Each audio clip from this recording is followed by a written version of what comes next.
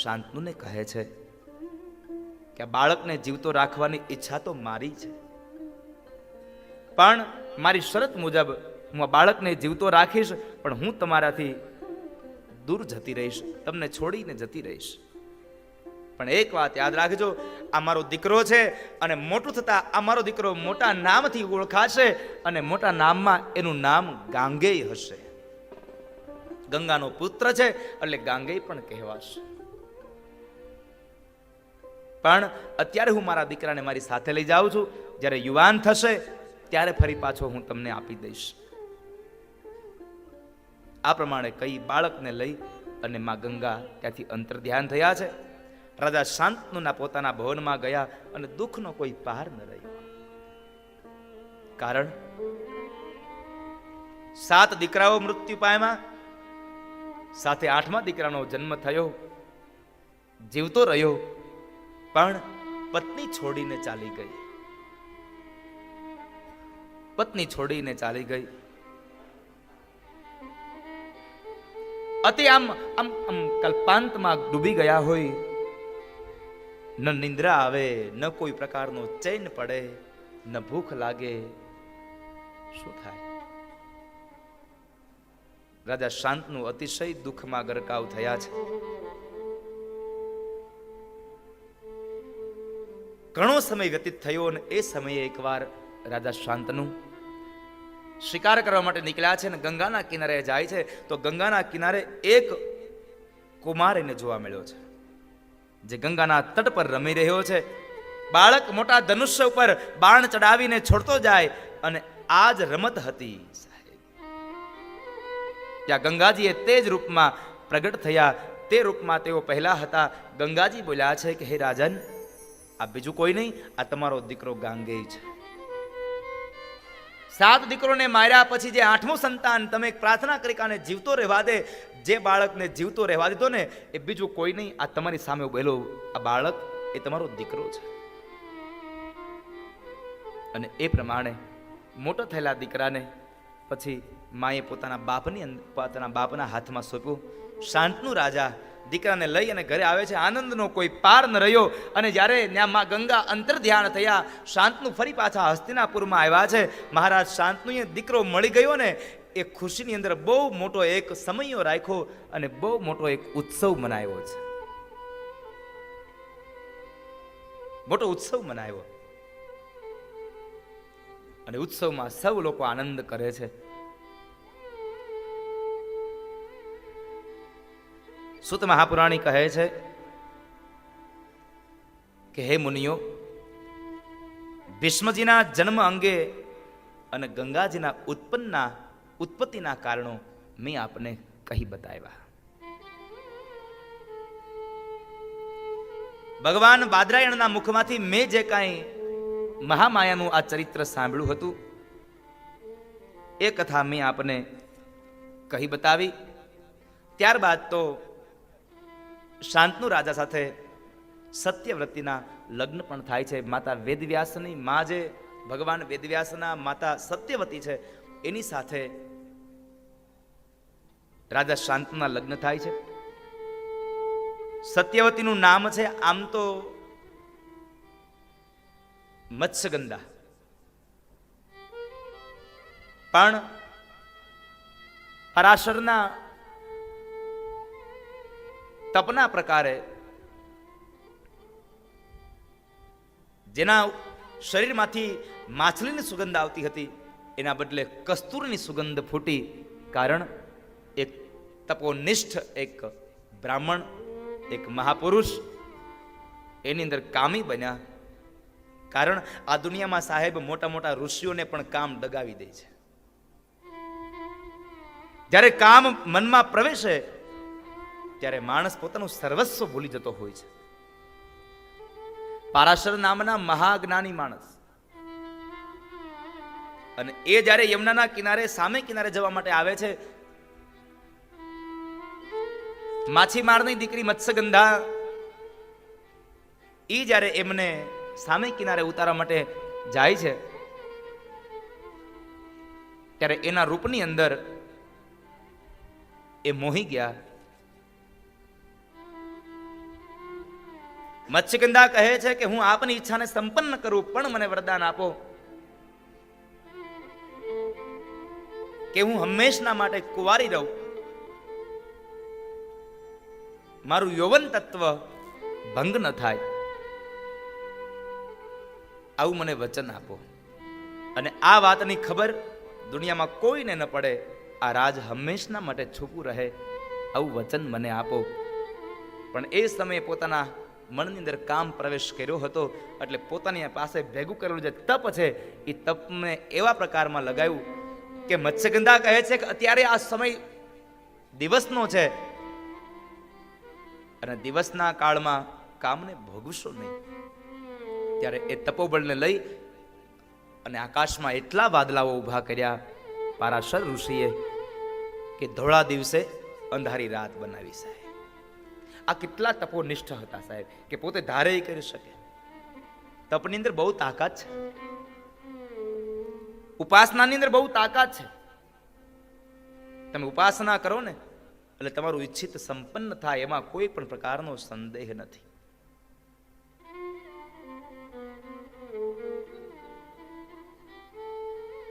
તમને કોઈનો કોઈ માર્ગ મળે છે, એમાં કોઈ સંશય નથી. પણ એ માત્ર ને માત્ર તમને તમારું તપ હોય તો. અહીંયા પરાશર મુનિએ મત્સ્યગંધા સાથે કામને ભોગવો અને યમુનાના સામે કિનારે જઈ થોડા સમય બાદ પરાશર ઋષિએ યમુનામાં સ્નાન કરી ગયા અને થોડો સમય વ્યતીત થયો ત્યારે એ મત્સ્યગંધા નામની કન્યાએ એક પુત્રને જન્મ આપ્યો, અને પુત્ર બીજું કોઈ નહીં, સ્વયં મહર્ષિ વેદવ્યાસ હતા.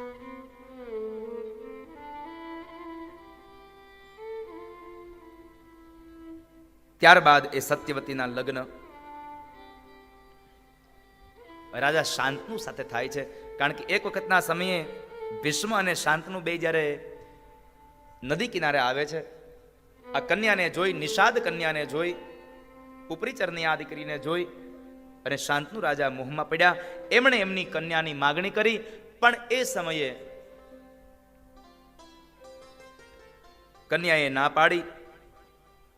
શાંતનુ જ્યારે ઘરે આવે છે, ભીષ્મના મનની અંદર થયું મારા પિતાશ્રીની ઈચ્છાઓ કેમ સંપન્ન થાય, કારણ શાંતનુ એ કન્યાને મેળવવા ઈચ્છતા હતા અને એ કન્યા લગ્ન કરવા ઈચ્છતી હતી. હવે કરવું શું? અને એ સમયે ભીષ્મ ત્યારે એ ઉપરીચર પાસે આવી અને કહે છે કે તમારી કન્યા મારા પિતાશ્રી સાથે પરણાવો. કન્યાનો બાપ એમ કહે છે કે તમારા પિતાશ્રી સાથે કરતા તમે યુવાન છો, તમારી સાથે હું એને પરણાવું તો કદાચ મારી દીકરીનો જે પુત્ર થાય એ રાજ્યાધિકારને પામે. રાજા ભીષ્મ કહે છે કે તમે જો તમારી કન્યાને મારા પિતાશ્રી સાથે પરણાવશો તો હું તમને વચન આપું છું કે તમારી કન્યાથી જે દીકરો થશે એ જે રાજા બનશે, હું રાજને નહીં ભોગવું. આ વાત માની લીધી. વળી પાછી એક પ્રશ્ન આવ્યો કે કદાચ તમે રાજા ન બનો પણ તમે લગ્ન કરો અને તમારા જે દીકરાઓ થાય કદાચ એ બળવાન હોય તો મારા દીકરીના દીકરાઓ પાસેથી એ કદાચ રાજ્યને છીનવી લે, મારા દીકરીના દીકરાઓને રાજ્ય ન મળે તો શું કરવું? અને એ સમયે રાજા શાંતનુની ઈચ્છા પૂરી કરવા માટે, પોતાના બાપનું સુખ મેળવવા માટે, પોતાના બાપને સુખી કરવા માટે થઈ અને રાજા શાંતનુના દીકરા ભીષ્મએ પ્રતિજ્ઞા કરી કે તમે જો તમારી દીકરીને મારા પિતાશ્રી સાથે પરણાવતા હોય તો હું વચન આપું છું કે હું આ જીવન બ્રહ્મચર્યાશ્રમનું પાલન કરીશ, આ જીવન બ્રહ્મચર્યાશ્રમ રહીશ. અને એ સમયે પછી શાંતનુ અને સત્યવતીના લગ્ન થાય છે. શાંતનુની પત્ની સત્યવતી બન્યા. સત્યવતી દ્વારા વ્યાસજીનો જન્મ હતા, પણ એ વાત હંમેશના માટે છુપાયેલી જ રહી છે.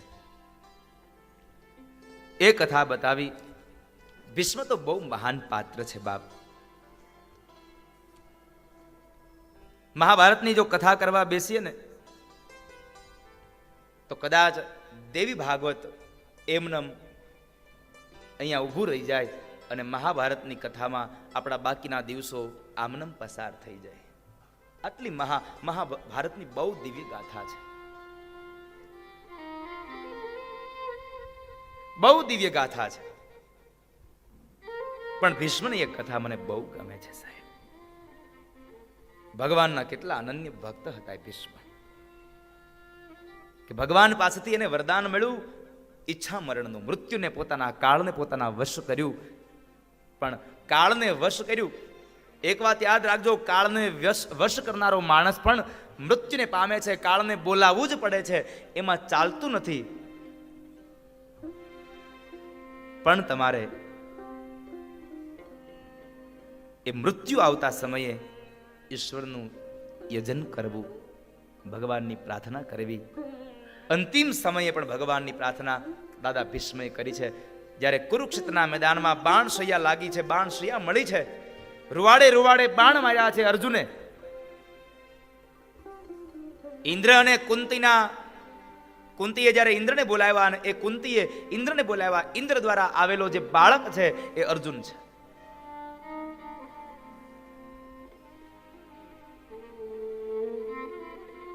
અર્જુને એક એક રૂવાડે રૂવાડે બાણ માર્યા છે દાદા ભીષ્મને. અને એ સમયે જ્યારે કુરુક્ષેત્રના મેદાનમાં યુદ્ધ સંપન્ન થયું, પાંડવોએ જ્યારે યુદ્ધને જીતી લીધું છે, ત્યારે ભગવાન કૃષ્ણ જ્યારે રોકાય છે,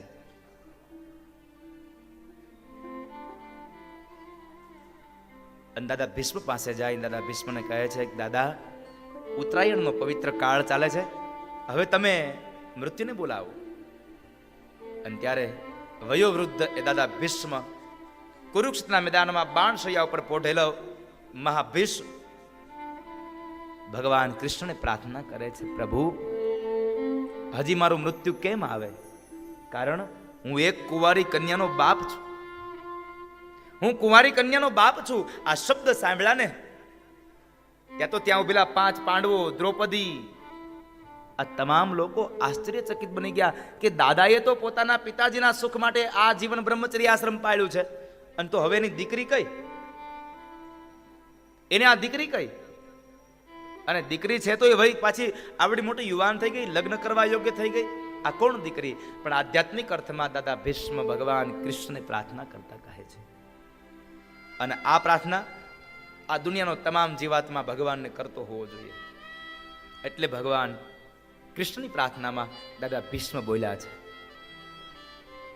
ઇતિમતિ રૂપકલ પિતા વિતૃષ્ણા ભગવતી સાત્વત પુંગવે વિભૂમ્ની સ્વસુખમુપગતે ક્વચિદ વિહરતુ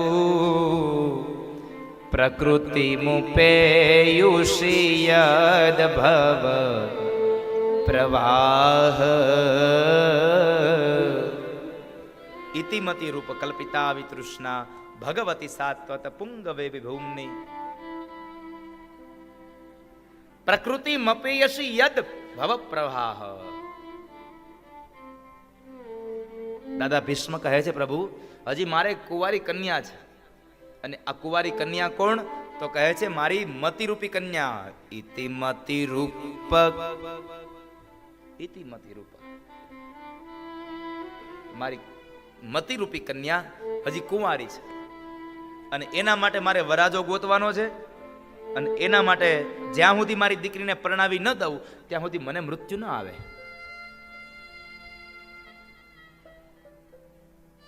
ત્યાં સુધી મને મૃત્યુ ન આવે. આ વાતને લઈ દાદા ભીષ્મએ જ્યારે આવી સરસ વાત કરીને તો તમામ લોકો આશ્ચર્યચકિત બન્યા. પણ એક સમયે માત્ર ને માત્ર દ્રૌપદી સામે ઊભા ઊભા થોડું મંદ મંદ હાસ્ય કરે છે, થોડું હસે છે.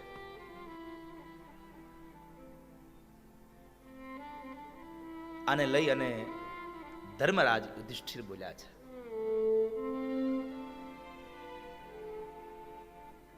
દેવી દ્રૌપદી, દાદા અંતિમ સમયની વેળાએ પહોંચ્યા છે ને તમે હસો છો? દ્રૌપદી શાંત થયા. પણ દાદા ભીષ્મથી ન રહેવાયું. અહીંયા એક સંદેશો બહુ મોટો છે, એટલા માટે મેં આ વાતને લીધી છે. મારે દેવી ભાગવતની કથા જ ચાલુ છે, પણ આ એક બહુ મોટો ઉપદેશ આ સમાજને છે, એટલા માટે મારે આ પ્રસંગ થોડો વિસ્તારથી કરવો છે. દાદા ભીષ્મએ દ્રૌપદીને પ્રશ્ન કર્યો, દીકરી શું વાત છે, કેમ હસે છે? દ્રૌપદી કહે છે, દાદા કઈ નહીં, જવા દો ને, હવે જે થયું તે. ના બેટા, કે શું કામ હસે છે?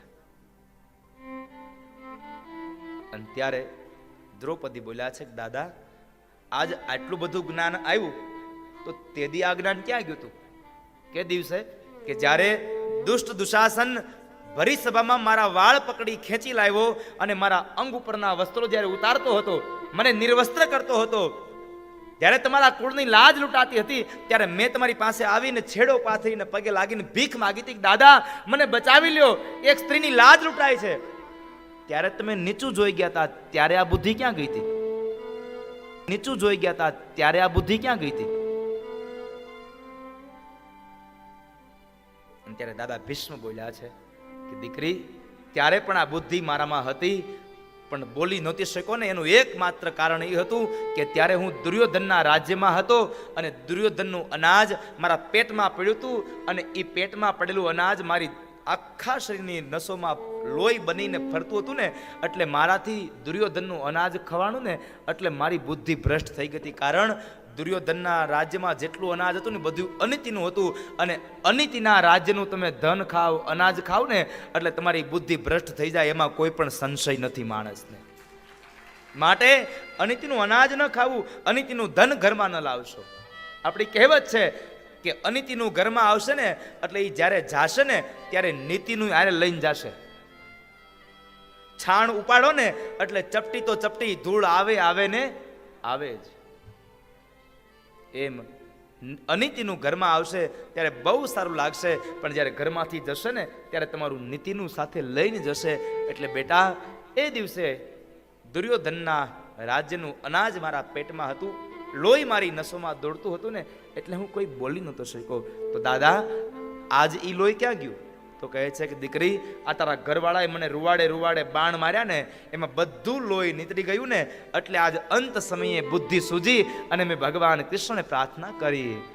ઇતિમતિ રૂપકલ પિતા વિતૃષ્ણા ભગવતી સાત્વત પુંગવે વિભૂમ્ની સ્વસુખમુપગતે ક્વચિદ વિહરતુ પ્રકૃતિમુપેયુષી યદ્ભવ પ્રવાહ.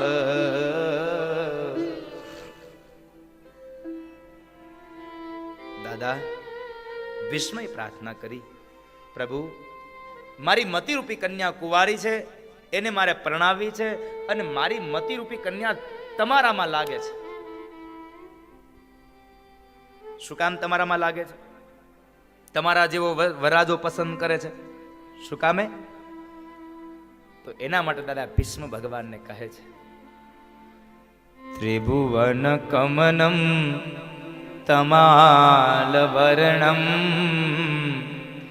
રવિકર ગૌરવરાંબરમ દધાને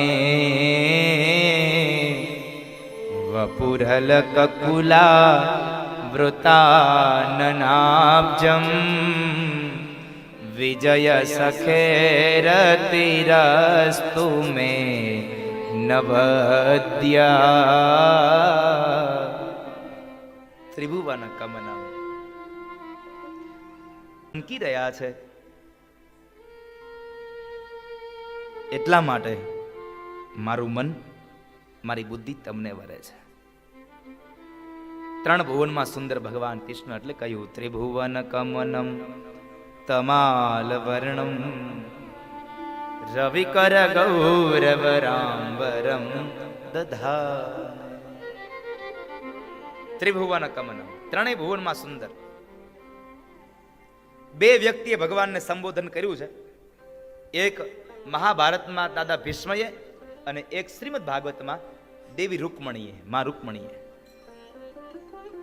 અહીંયા ભગવાનને એમ કહે છે ત્રિભુવન કમનમ, અને શ્રીમદ ભાગવતમાં માં રૂકમણી કહે શ્રુતવા ગુણાન ભુવન સુંદર શૃણવતાંતે. હે ભુવન સુંદર, તમે સાંભળો શ્રુત્વા ગુણાન ભુવન સુંદર શૃણવતાંતે.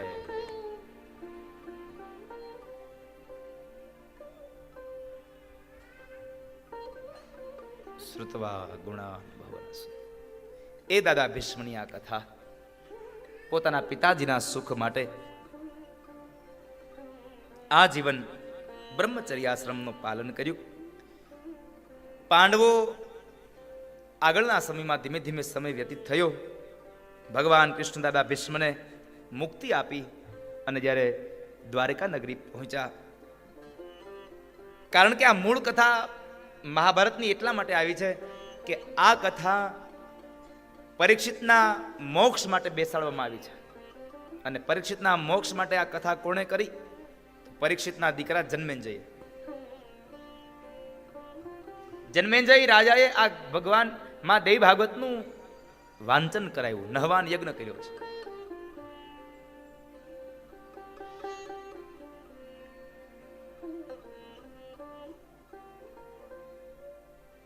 આ દુનિયામાં સાહેબ કોઈ પણ પ્રકારનું દુઃખ આવે ને તો ઈશ્વરનો આશ્રય કરજો. ભગવાન તમારી સાથે હશે ને તો તમે કોઈ દિવસ ક્યાંય પાછા નહીં પડો, હારશો નહીં.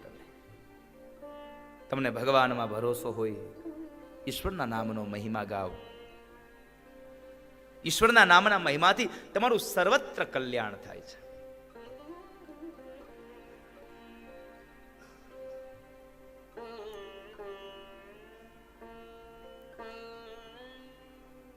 કારણ કે અંતે તો ત્યાં જ જવું પડે છે. જુઓ, દ્રૌપદીના જ્યારે ચીરહરણ થતા હતા ત્યારે દાદા ભીષ્મ પાસે, 5 પતિઓ પાસે એમણે કઈ જોયું, પણ કોઈ જ્યારે એને મદદ કરવા ઉભા ન થયા ત્યારે અંતે કોને અવાજ કર્યો?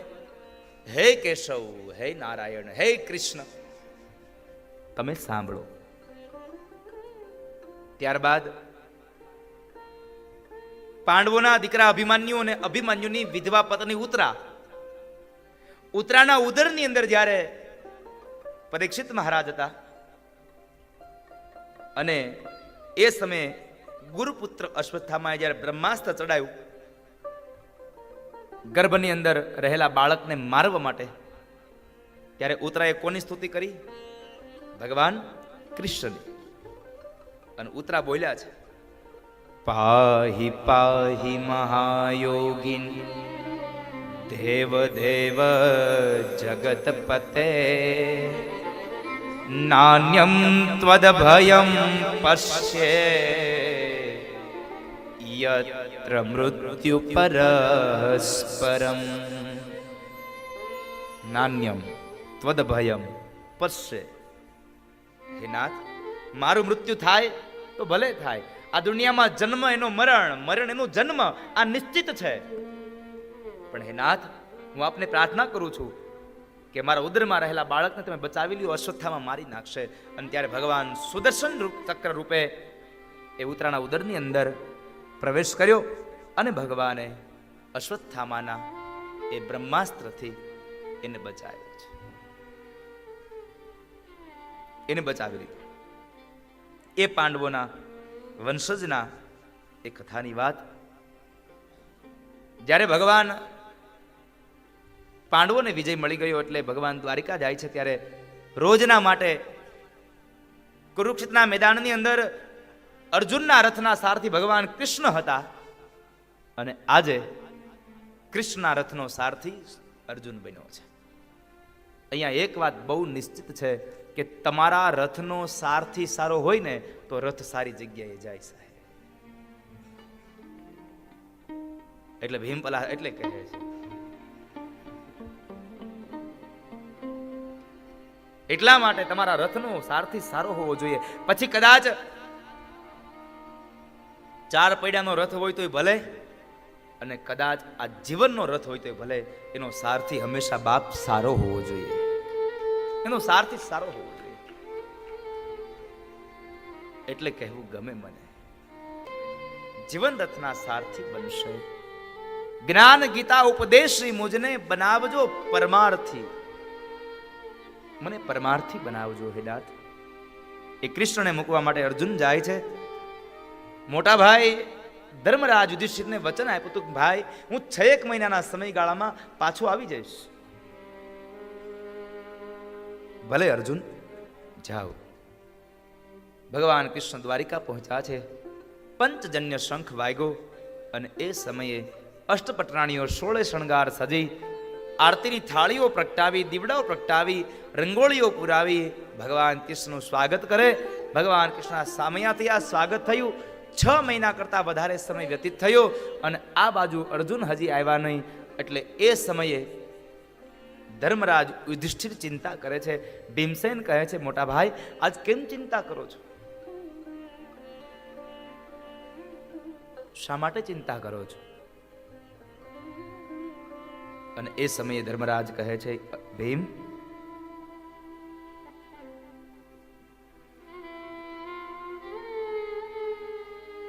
અર્જુન 6 મહિનાનો વાયદો આપીને ગયો હતો, પણ હજી અર્જુન આવ્યો નહીં. અને આજ મારા મન ઉપર કંઈક વિચારો અલગ આવે છે.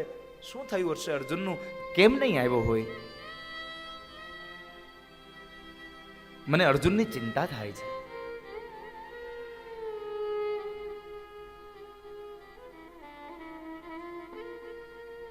મોટા ભાઈ ચિંતા ન કરો, અર્જુન આવી જશે.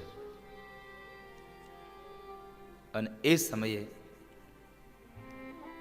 બરાબર ભીમ અને ધર્મરાજ યુધિષ્ઠિર બે ભાઈઓ વાતો કરે છે. અર્જુનનો પ્રવેશ થાય છે. અર્જુનને આવેતલો જોઈ અને ધર્મરાજ એકદમ ઊભા થઈ અને સામે ચાલ્યા છે. જ્યાં અર્જુનની નજીક જાય તો એક દ્રશ્ય દેખાયું કે અર્જુનની આંખમાં આજે અશ્રુઓના બિંદ દેખાય છે. અર્જુન શું થયું ભાઈ? કેમ રડે છે તું? કોઈ સ્ત્રીનું તું રક્ષણ ન કરી શકો? કોઈ ભૂખાને જમાડી ન શકો? શું બન્યું? આપણા કુળની લાજ જાય એવું કોઈ કામ તારાથી થઈ ગયું? શા માટે રડે છે?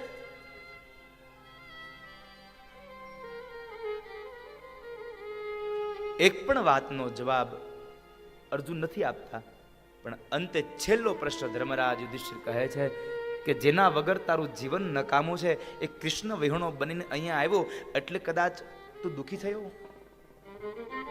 કૃષ્ણ વિહોણો બનીને આવ્યો શબ્દ સાંભળ્યા અને અર્જુનના હૃદયમાં ધરબાયેલું રુદન મોટા ભાઈના ખભા ઉપર મસ્તક રાખી અને અર્જુન ચોધાર અશ્રુ રેડ્યા છે અને કહે છે, મોટા ભાઈ આ વાત તમે સાચી કરી.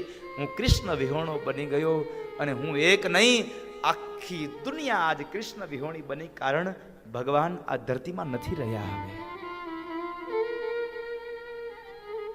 કૃષ્ણ આ ધરતીમાં નથી રહ્યા. શબ્દો સાંભળ્યા અર્જુનની આંખમાં તો અશ્રુ હતા, પણ ધર્મરાજ, યુધિષ્ઠિર, ભીમસેન, નકુલ, સહદેવ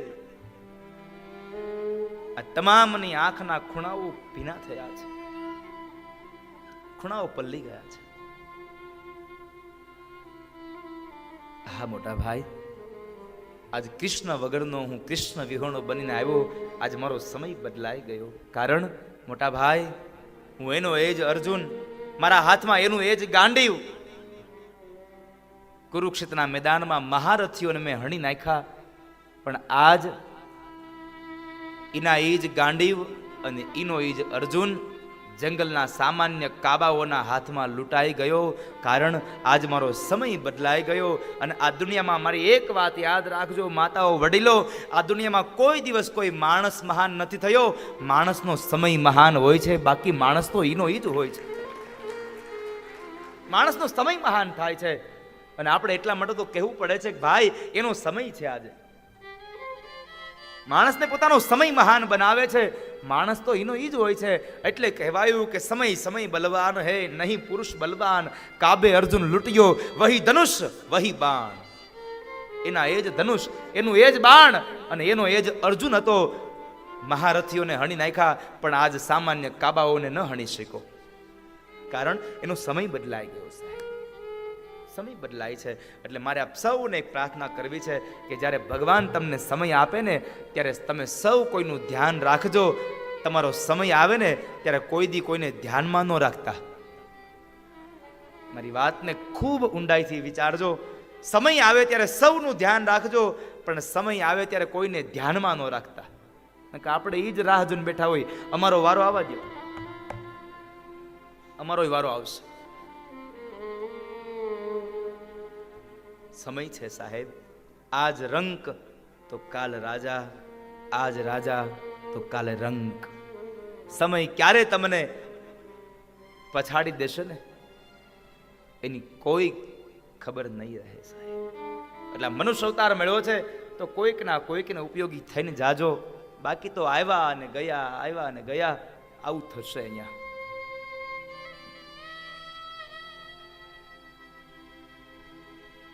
સમયની સાથે ચાલજો બાપ.